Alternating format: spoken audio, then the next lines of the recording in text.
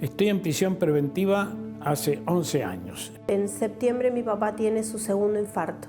Me despedí sin saber que era para siempre y no que era hasta el otro jueves. Se condena sin pruebas. Es un negocio monstruoso el que hay. Yo creo que la finalidad es que se mueran todos adentro. Yo siempre digo, a mí me lo llevaron bien y me lo devolvieron en un cajón. Nos arruinaron la vida. Es una venganza.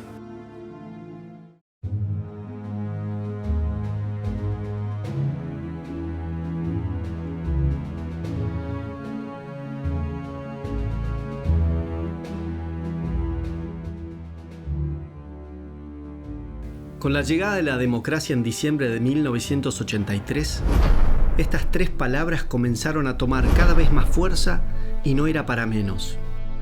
Los argentinos teníamos una gran necesidad de saber qué nos había pasado, qué había sido de miles de compatriotas y por sobre todas las cosas, que se hiciera justicia. Con el tiempo, esas palabras dejaron de representar su real significado y se fueron acomodando un relato falaz y a la medida de intereses que poco o nada tenían que ver con la preservación de la memoria, para no volver a repetir errores, con la verdad y con la búsqueda de justicia.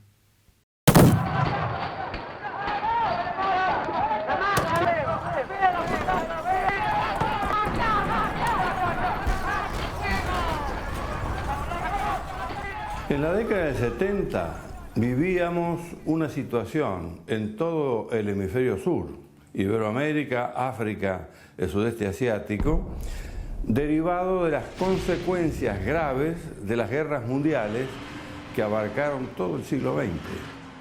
Y a partir del 47, es decir, 2 años después de la terminación de la Segunda Guerra Mundial, con la declaración Truman, habida cuenta que Stalin no cumple los compromisos de los tratados de Potsdam y Yalta, se inicia una nueva guerra mundial. Y a esta se le llamó fría porque estaba la presencia del artefacto nuclear, de los arsenales químicos y bacteriológicos. El artefacto nuclear quedó para disuadir solamente. Se llegó a la elaboración de la doctrina de la mutua destrucción asegurada. Pero como estaba impedido ese camino, se extiende el espectro de conflicto a las formas más primitivas de la violencia, el terrorismo. Y en la década del 70 estábamos en el cenit de esa guerra mundial, absolutamente diferente a las dos anteriores, que estaba planteándose un conflicto de culturas, es decir, una forma de vivir. Las repúblicas imperiales que estaban inhibidas en el norte nuclearizado de emplear el artefacto nuclear o de agredir con los medios convencionales, pelearon su guerra fría como guerra caliente en el hemisferio sur. La Cámara Federal de lo Penal de la Nación se creó en el año 1971. Fue un diseño del ministro de Justicia, el doctor Jaime Perrió. Jaime Perrió había advertido que las fuerzas policiales y los juzgados federales, inconexos entre sí y desparramados por todo el país en donde se desarrollaban las actividades subversivas, estaban siendo superados ampliamente por la subversión y no eran eficaces. Entonces pensó en oponerles un organismo que tuviera el asiento o jurisdicción en todo el país. En realidad no nos tomó de sorpresa la disolución de la Cámara Federal, porque ya lo preveíamos allá en el mes de noviembre del año anterior. Tal como se daba el proceso político, era evidente que la victoria iba a corresponder a la fórmula Cámpora-Lima, que estaba secundada por un sector importante del terrorismo, y que era obvio que iban a tratar de poner en libertad a todas aquellas personas que habían sido objeto de condena por parte nuestra.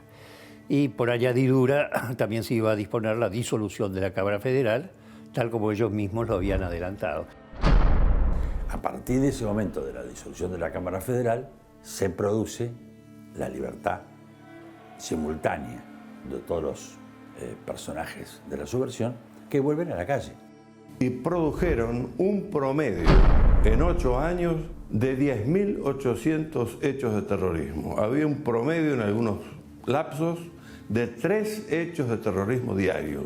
Yo lo he visto a Kirchner seleccionar esos jueces y yo lo he visto a Kirchner reunirse con ellos antes de ser designados. No me lo contó nadie, estuve en todas las reuniones.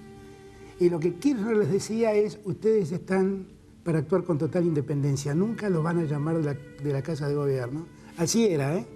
Y no estoy mintiendo, vayan y pregúntenle a cualquier juez de la Corte. Entonces ahí fue donde yo le explico a Kirchner que la cosa juzgada es una cosa firme, que no se puede volver otra vez atrás. Se modifica la Constitución sin llamar a constituyente, incorporando pactos internacionales. En este caso se incorpora el pacto de la imprescriptibilidad de las leyes de lesa humanidad.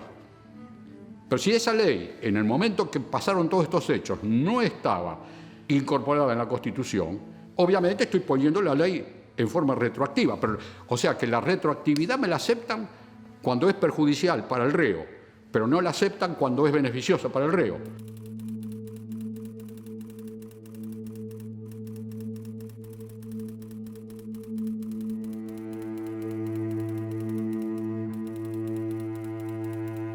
A mi criterio, no era necesario hacer cambios en la Corte Suprema. De hecho, los cambios fueron muy aplaudidos porque decían se terminó con la mayoría automática, pero la verdad es que fue hecho mediante un proceso que nunca se había visto en la Argentina.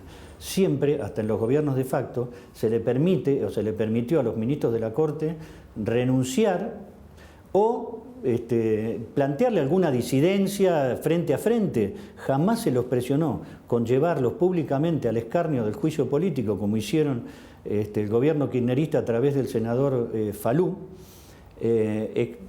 haciéndole un escrache público a los jueces y acusándolos nada más que por los fallos que habían dictado.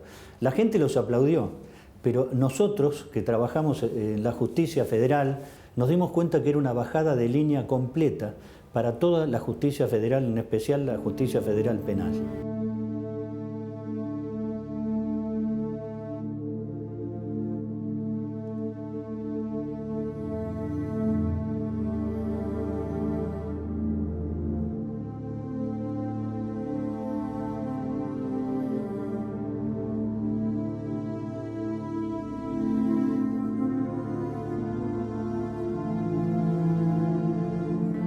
Ninguna cárcel argentina cuenta con una infraestructura seria para atender casos gerontológicos y más casos de estrés agudos o crónicos. En los casos de lesa humanidad, lo que pasa es que son gente que muchos de ellos están sometidos a proceso, no tienen condena, ven que otros de iguales en delitos no lesa salen tranquilamente excarcelados y esto los mantienen pese a que hay una ley clara y precisa que dice que a los 70 años se los puede sacar. Estoy en prisión preventiva hace 11 años. Lo que dice el juez Rafecas en su auto de procesamiento es que si bien él estaba destinado en ese lugar y si no participó, tuvo que haber visto, y si no vio, tuvo que haber escuchado, y si no escuchó, algo tuvo que haber sabido. Lo detienen acá en Buenos Aires, acá a la vuelta de mi casa. Ahí se lo llevaron a tribunales en La Valle. Ahí pasó la primera noche. Papá tenía 71 años. Pasó la noche ahí en una celda sin un colchón, sin una silla, una celda mugrienta. Que una persona de 71 años no puede pasar una noche ahí. Además, las cárceles argentinas están para este tipo de detenidos ubicadas en general lejos de las viviendas o de los domicilios familiares, lo cual dificulta el contacto de las personas mayores con sus familias, factor fundamental para tener en cuenta a la hora de poder considerar que tengan una vida digna. Pasa el camión a buscarlos a todos, los que tengan que hacerse atender en distintos lugares. Los pasan a buscar a las 4 de la mañana, de Marcos Paz van a Ezeiza, de Ezeiza van a todos los domiciliarios y luego llegan a las 8 de la mañana a Devoto, donde hacen traslado de camión y vuelven otra vez a hacer toda la recorrida. O sea, los dejan a uno en un hospital, otro en otro consultorio, hasta que por último llegan a Ezeiza.